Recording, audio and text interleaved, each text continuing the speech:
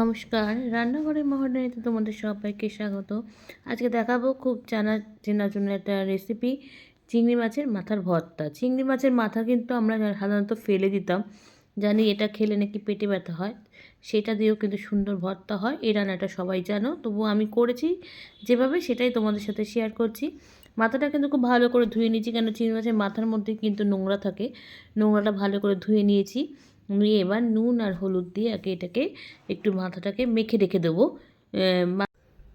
আচ্ছা, মাছের মাথাগুলোতে তো নুন হলুদ মাখিয়ে রেখেছি। এবার কড়াইতে কিন্তু তেল গরম হয়ে গেছে। এবার আমি এখানে একটুখানি নুন দিয়ে দিলাম, যেহেতু মাছের মাথাটাকে কিন্তু একটু ভেজে নেব। না ভাজলে কিন্তু কাঁচা করেও হয়, কাঁচাটা করে পরে তোমাকে তেলে নাড়তে হবে, তেলে দিতেই হবে। আমি সেজন্য আগে থেকে একটু ভেজে নিচ্ছি। মাছের মাথাটা কিন্তু ভাজা হয়ে গেছে। এবার আস্তে আস্তে কড়াই থেকে তুলে নিচ্ছি। আর চিংড়ি মাছ থেকে কিন্তু জল বেরোয়, ওই যে দেখো তেলটাও আছে, একটু জলও রয়েছে। এবার মাথাগুলো আস্তে আস্তে তুলে নিচ্ছি।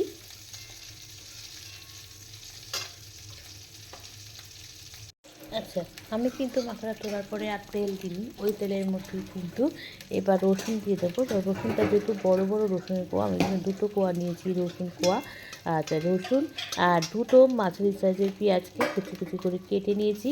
পেঁয়াজ আর কাঁচা লঙ্কা এবার একসাথে দিয়ে দিলাম, দিয়ে এবার এটাকে কিন্তু তেলে হালকা করে একটুখানি ভালো করে একটু ভেজে নেব, একটু লাল লাল করে ভেজে নেব, পেঁয়াজের কাঁচা গন্ধটা যাওয়া পর্যন্ত। তারপরে কিন্তু এটা কড়াই থেকে আমি নামিয়ে নেব।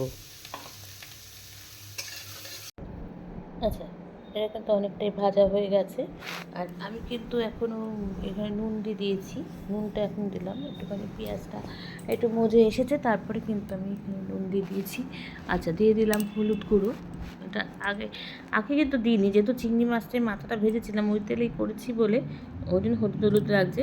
এবার দিয়ে দিচ্ছি কাশ্মীরি লাল লঙ্কার গুঁড়ো, নুন হলুদ আর কাশ্মীরি লাল লঙ্কার গুঁড়ো দিয়ে দিয়েছি। দিয়ে এবার এটাকে ভালো করে কিন্তু আবার নাড়াচাড়া করে নেব, পেঁয়াজের সাথে ভালো করে মিশিয়ে নেব।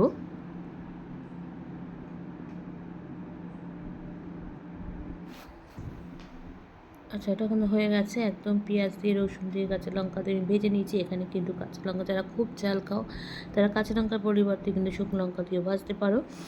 এবার এটাকে কড়াই থেকে আমি তুলে নিচ্ছি, নিয়ে একটু ঠান্ডা করব, নিয়ে এটাকে কিন্তু শিলপাটায় বাটবো। এটাকে মিক্সিতে না বেটে শিলপাটায় বাটলেই ভালো হবে, সেই জন্য কিন্তু শিলপাটায় বেটে নেবো। আর তোমরা যারা আমার ভিডিও দেখো তারা জানো আমি একটু শিলপাটায় বাটতে ভালোবাসি, তাই জন্য এবার শিলপাটায় এটা বেটে নেব।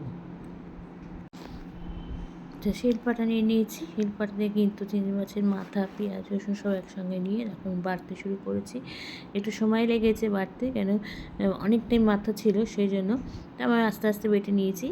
আর যেহেতু লঙ্কা হাতটা লাগাচ্ছি না, নইলে একদম জ্বালা করবে, সেই জন্য চামচ দিয়ে এটাকে ভালো করে বেটে নিচ্ছি, মিশিয়ে নিই, তারপর বাটছি কিন্তু।